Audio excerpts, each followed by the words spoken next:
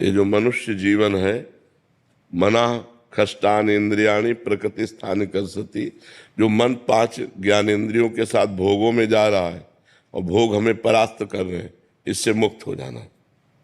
जो हम जन्म मरण के बंधन में विवश होकर जा रहे हैं, इससे मुक्त हो जाना। काम क्रोध लोभ मोह मद मत्सर, इन पर विजय प्राप्त कर लेना। तो ये मनुष्य जीवन के बंधन से मुक्त हो जाना, भगवान की प्राप्ति करना, ये सफलता है।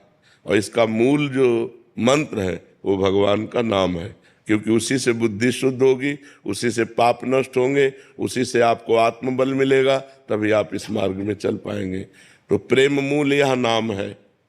प्रेम का मूल, ज्ञान का मूल नाम ही है। जितना जो नाम जप करता है उतना ही ज्ञानी हो जाता है, उतना ही प्रेमी हो जाता है, उतना ही वो संसार से विजय प्राप्त कर लेता है। और भजन नहीं है तो केवल बुद्धि का विलास मात्र है, वो माया पर विजय प्राप्त नहीं कर सकता, वो इन विकारों पर विजय प्राप्त नहीं कर सकता, वो इन विकारों में ही बार बार गिरता रहेगा।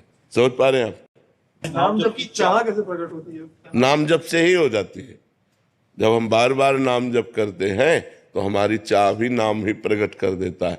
नाम जपने वाले को कुछ भी और अन्य साधन की जरूरत नहीं, वही चाह प्रकट कर देगा, वही रुचि प्रकट कर देगा, भगवान के मिलन की चाह पैदा कर देगा, भगवान को मिला देगा। सुमिर पवन सुत पावन नामू, अपने बस कर राखे रामू। भगवान के नाम के बल से हनुमान जी ने भगवान को अधीन कर लिया। भगवान के भजन में बहुत बल है। बड़े बड़े सिद्ध संत हुए भगवान के नाम जप से हुए। सब कुछ नाम जप ही प्रकट कर देगा। आप केवल नाम जप करके देख लो।